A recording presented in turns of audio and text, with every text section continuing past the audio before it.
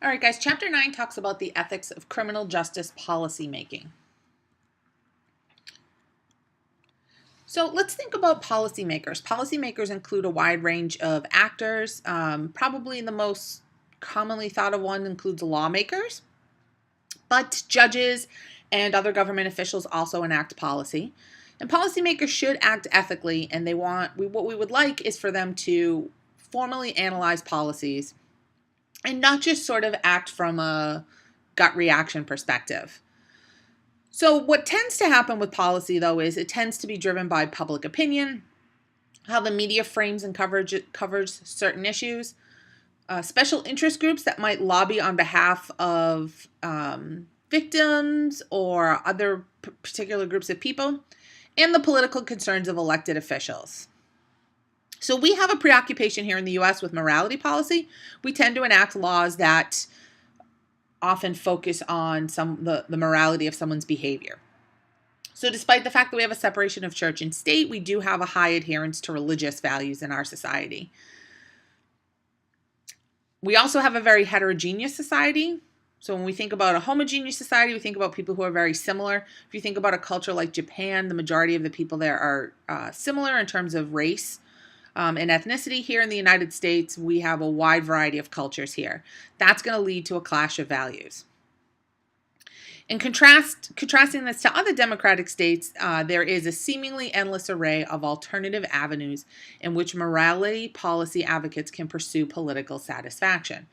So to think about a policy that's based in morality, you could think about a lot of policies that have to do with sexual behavior. So gay marriage is currently legal in all states in the United States, but that's a pretty recent development. So let's start by thinking about public opinion about punishment. What do we think the public thinks about how we should punish people? Should public opinion be what determines how to punish people? Is it ethical for morality policies, in particular, to be formulated solely on the basis of what is perceived to be the public opinion? So let's think about the public. In some states, judges are elected. They're not elected here in Massachusetts, but if you travel to another state during an election season, you'll often see signs for judges that are running for office. Do you think that the public in general is well equipped to assess whether or not a judge is sentencing people appropriately?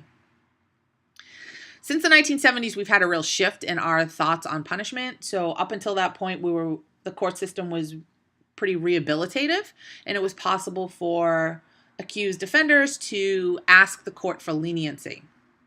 Since then, we've been pretty punitive. You guys are familiar with a wide range of get tough policies that have been enacted. So this is supposedly a representation of what the public wants. So if you take any high profile story that's in the news today about a criminal offense, and you have a conversation with people who are not in the criminal justice field about it, do their opinions, do their thoughts about punishment differ? And how informed are they about how punishment works and what's effective?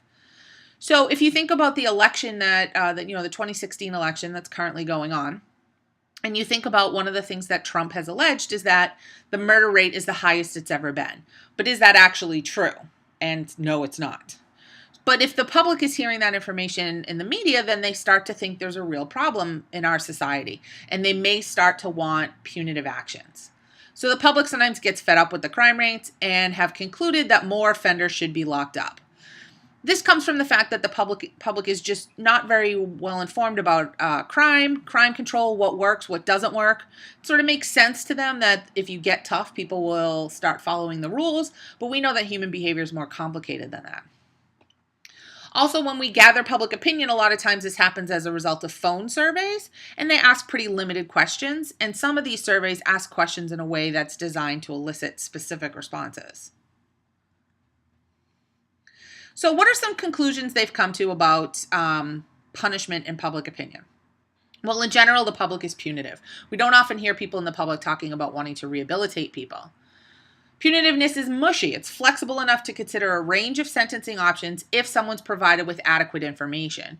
So sometimes we might ask somebody, a person committed XYZ crime, how much time should they get?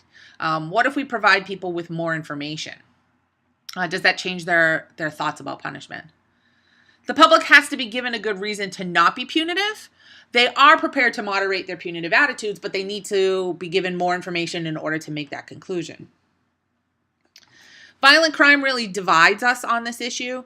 So a lot of times when we ask people about crime, their mind kind of goes to, the index crimes that we tend to think of when we tend to think of violent crimes, but they are prepared to consider wide ranges of sentences for nonviolent offenders.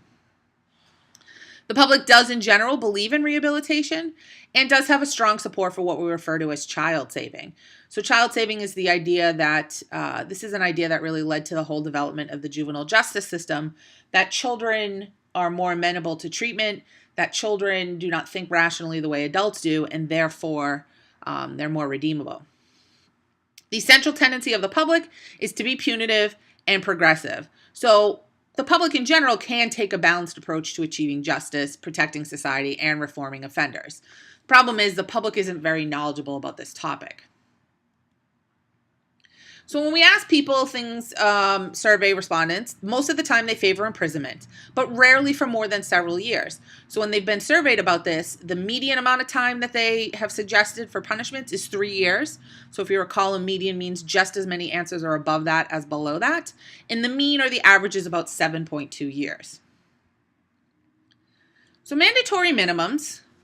These begin in the 60s. In 1964, we have an election going on. It's Goldwater v. Johnson. And Goldwater criticizes Johnson for rising crime rates and accuses him of being soft on crime. And this is when crime really starts to become a political issue and an issue in elections. In 1993, Washington State mandates life without parole for a third felony. So they enact their third strike law. And this is motivated by the murder of a woman who was killed by a convicted rapist. The Polly Klaas murder takes place in California, and as these high-profile incidents take place, people start to think, well, we need to be more punitive. The only way to deal with this is to punish people more harshly. And they argue that deterrence will be achieved, but what we have to do is carefully consider the consequences of committing a further offense. So the idea here is that if people know that if the third time they screw up, they're going away for life, that this will change their behavior. But stop and think about this for a minute. Is a person's third conviction really the third time they've actually committed an offense? We know that people don't get caught all the time and that sometimes they're treated leniently, so deterrence doesn't really work. The idea here, though, with the 3 strikes law was to engage in what's called selective incapacitation. What we want to do is try to identify those habitual offenders. So you guys might recall from criminology or for some other courses that there's what we refer to as sort of the chronic 6%. That 6% of offenders are responsible for the overwhelming majority of crime. Obviously, the policy implication here is that if we could properly identify those offenders and we could incarcerate them or somehow incapacitate them, we could dramatically reduce the crime rate. The problem is, how do we identify who's going to become a habitual offender? Most people age out of offending. And the tools we have right now to predict offending and to predict recidivism are not very accurate. There's also some adverse implications here of 3 strikes laws. So it gives prosecutors basically the right to decide almost what someone's sentence is. They're the ones who decide whether the third strike should be charged as a felony or a misdemeanor. And this has resulted in some increases in the disparities in punishments. So in LA County, which is almost 30% of the state of California's population, they have 41% of the 3 strikes inmates. San Francisco County has 5.3% of the population and 0.5% of the intakes, or inmates. So what this does is it shifts the power away from the court to sentencing someone and shifts it instead to prosecutors who are elected, or at least DAs are elected, and they're politically motivated. It also focuses strongly on street crime, so it fails to meet equal justice standards. And it's concerned with dangerousness instead of treating and punishing. So this basically takes more of a utilitarian approach instead of a moral or ethical approach, even though utilitarianism is also an ethical framework. Truth in sentencing laws. This is another policy. The idea here was that people are sentenced to a particular amount of time, and often they don't serve anywhere near that amount of a sentence. So if someone is sentenced to 5 to 10 years, they could be out in 3.5.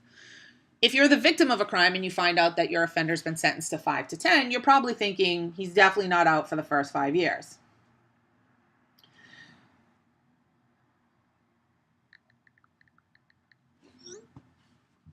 So the truth in sentencing laws say that in order to receive a part of $10 billion of funding to states to expand their correctional facilities, inmates have to, or convicted offenders have to serve at least 85% of their sentence. What this has done then is limited the powers of the parole board to basically use good behavior as a way of releasing someone early. It effectively eliminates good time in parole, and it's basically what has happened is states seem unable to resist the offer of federal funding, right? And so the more facilities we build, the more people that will end up incarcerated. Well, what about policies related to sexual predators? So the 1990s, sex offenders start to be seen as a distinct and dangerous criminal class. There's a belief that children are particularly vulnerable to sexual abuse.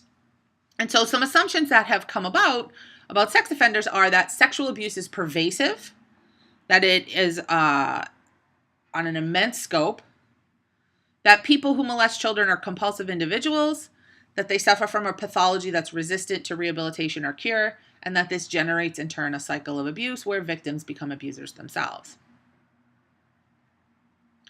So we've had these series of peaks and dips about how we deal with sexual offenders. So in the early 1900s, we're starting to identify the first what we call sexual perverts, and policies are enacted to sterilize them to prevent them from passing their genes on. As we move from this idea that sexual offending is caused by biology, we start to look at more of a psychological model. And we start to look at things like indefinite confinement. This is the idea that we'll confine you until your problem has been resolved. In the 1970s, there's some easement of the restrictive measures.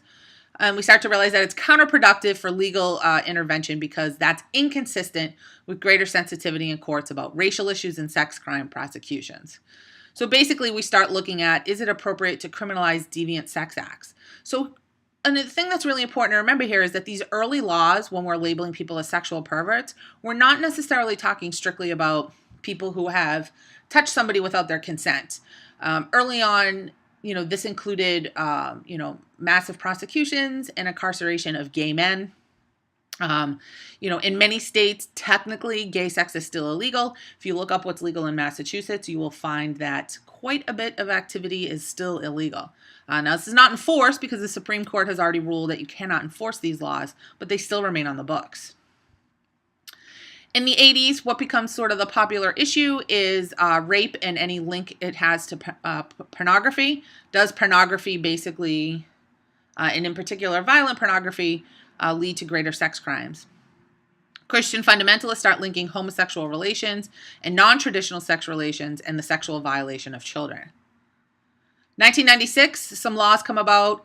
California adopts the concept of chemical castration. So unlike actual castration, chemical castration involves men receiving the Depo-Provera shot every 3 months. And what this does is it decreases the testosterone level in their system. However, it's important to remember that this doesn't mean that somebody cannot continue to sexually assault somebody. And it is also important to think about the fact that it can actually be reversed. So men simply need to take testosterone to reverse those effects. Also in the 90s, we see Megan's Law passed, and then other states start to pass their own Megan's Laws. We start to see more use of civil commitment of offenders and treating this like a capital offense. So remember, a capital offense makes you eligible for the death penalty. Although the Supreme Court has ruled that you cannot execute somebody solely for a sexual assault. So let's think about how legislators approach this, right? Well, they tend to think offenders are male, they're strangers, and they're outsiders. But we know that this is not what the majority of sexual offenders look like. Only 3% of sexual abuse offenses against children are committed by strangers, and only 6% of child murders are committed by strangers. So people are much more likely to be victimized by somebody that they know and trust. And in particular, this is true with sexual assault. So we sort of deem this group as uniquely threatening, and while certainly it is scary and horrifying for somebody to abduct, assault, or murder your child, the reality is the odds of that happening are pretty low. There's also this idea that sex offenders have the highest rates of recidivism and are unable to exercise any control. And while it is true that we have not really figured out what type of treatment works well for sex offenders, they don't have the highest rates of recidivism. They actually have some of the lowest rates of recidivism. Often when their rates of recidivism are reported, they're not talking about recidivism solely for sex offenses. They're including all recidivism. So basically, preventing sexual acts against the young can be a way of regulating sexual acts by that population. Another theme that comes up in the 90s is this idea of juvenile superpredators. And this is predicted by Bennett, DiIulio, and Walters. And these guys have backtracked a little bit because they basically predicted that there was going to be this generation of juvenile superpredators, and it turned out not to happen. And they describe these superpredators as radically impulsive, remorseless youngsters, including ever more pre-teenage boys who murder, rape, rob, burglarize, deal deadly drugs, join gun-toting gangs, and create communal disorders. They do not fear the stigma of arrest, the pains of imprisonment, or the pangs of conscience. And this term kind of comes up in the late 80s, early 90s when we're in the middle of a high crime rate. We know that most of this is a result of the crack epidemic and gang activity.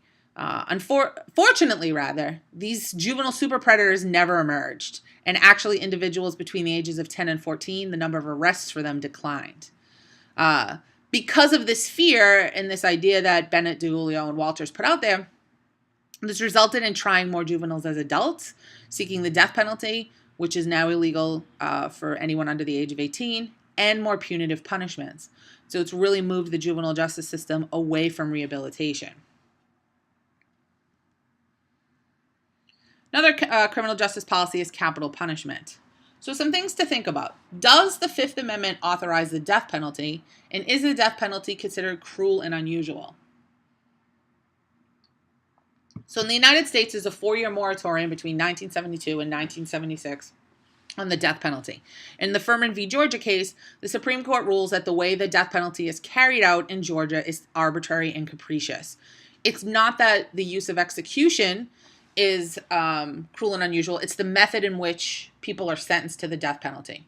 And they spend the next 4 years with states basically drafting different ways of sentencing someone to death.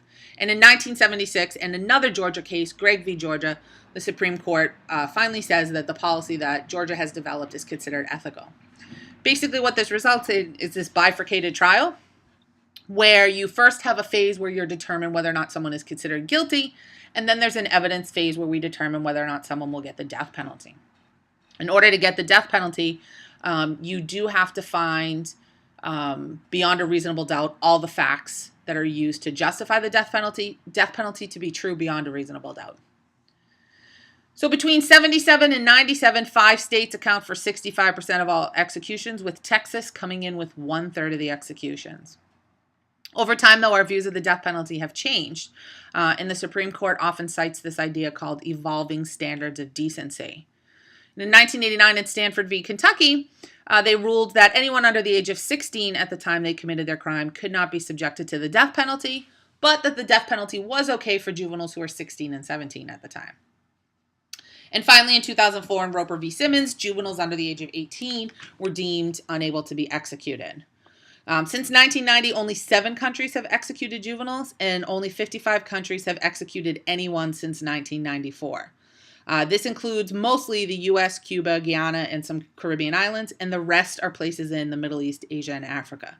So the U.S. is sort of unique in that we're the only Western industrialized democratic nation that uses the death penalty. So what does the public think about the death penalty? Well, 7 out of 10 people will say that they support the death penalty. And this has been pretty constant since the 1970s. Even if people who are innocent are executed, 57% of Americans still support it. But this is based on the way the question is asked. When we give people the alternative of life without parole, we see a marked decrease in the number of people who support the death penalty. But we have seen some increase in support of the death penalty since the 60s. Part of this is a result of that rising crime rate that we saw. A lot of racial conflict. Some of these get tough policies appeal to underlying racist attitudes. People lack confidence in the criminal justice system. And we've moved away from looking at social explanations for crime to really individual explanations. So we've sort of come back to this time and this place where we feel like crime is a choice. People weigh the pros and cons and choose to commit crime, even though we all know it's more complicated than that. So the public often sees the death penalty as a deterrent and retribution. And it probably does serve the purpose of retribution, but research tells us it does not act as a deterrent. In fact, states that have the death penalty actually have the highest violent crime rates. People also often believe it's unfair to taxpayers to keep convicted murderers in prison. Again, we know though that it is actually cheaper to keep them in prison for the rest of their lives than to execute them. And about 3/4 of people say it removes all possibility that they will kill again. Again, yes, they won't kill in the general public, but they may kill in prison. When we give people the alternative of life without parole, 60% of people favor life without parole and only 30% favor the death penalty. Amongst the New York legislators, 58% still prefer the death penalty, and they believe about 73% of their constituents would support the death penalty. So legislators seem to really be the big barrier here to providing an alternative to capital punishment. What impact do you think someone's religion has on support for the death penalty? Well, 61% of Americans say religion is very important to them, and 96% of Americans believe in God. White fundamentalists are the most supportive of the death penalty, and African American fundamentalists are the least supportive. So basically, fundamentalism and people who interpret the Bible literally are those most likely to have favorable views of the death penalty in terms of religion. Well, what are some moral arguments here? Well, one thing to think about is the death penalty is generally distributed in a discriminatory manner. So if you were to look at racial breakdowns of offenders and victims, we find that people who kill a white victim are much more likely to get the death penalty, and that is particularly true when the offender is black. We do know that people are wrongfully convicted, and sometimes innocent people are executed. The death penalty also is a representation of a desire for vengeance. This is a motive that's really based in our emotions, and it's very volatile. Capital punishment is considered to be degrading to human dignity and inconsistent with the principle of the sanctity of life. And is it morally wrong to authorize the killing of some criminals when there are adequate alternative punishments, such as life in prison without parole? Private prisons. This has been in the news recently. The federal government just said they're going to discontinue use of private prisons. But basically, in the juvenile justice system, we have a lot of privatization. We don't think of it as privatization of prisons because we don't think of juveniles as being imprisoned. So basically, Massachusetts has Department of Youth Services operates all community-based facilities, but they do so through private vendors. However, those vendors are all people that are treatment-based. So private prisons are those that are privately owned, operated, or managed under contract to the government. This creates quite a few ethical issues. Most people who are pro-private prisons are talking about rational arguments like the economy, whereas opponents tend to focus on ethical and moral implications. So, some things to think about in regards to privatization. Is it appropriate for people other than the government or the state to administer punishment? Does it feel distasteful to allow people to profit off imprisoning folks? Does the existence of private prisons create a demand for imprisonment that needs to be satisfied by greater levels of imprisonment? And how do they cope with the use of deadly force? That wraps up our chapter on the ethics of policymaking.